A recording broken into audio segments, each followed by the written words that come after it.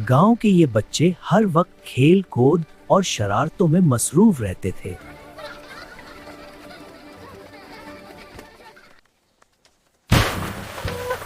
अरे बेटा, जरा एहतियात करो।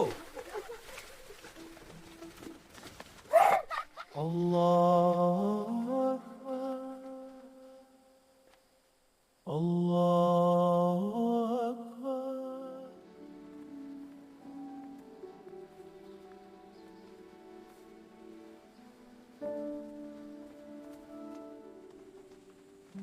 चलो मस्जिद चलते हैं।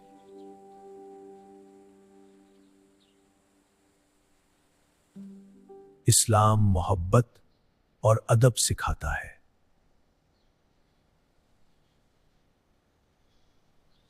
इस्लाम हमें अदब सिखाता है।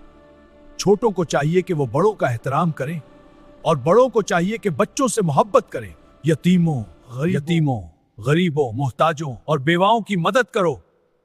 वालिदैन के साथ इज्जत और नरमी से पेश आओ, क्योंकि यही इस्लाम की खूबसूरती है। छोटों को चाहिए कि वो बड़ों का एहतराम करें और बड़ों को चाहिए कि बच्चों से मोहब्बत करें। अल्लाह हमें अच्छा इंसान बनने की तौफीक दे। आमीन।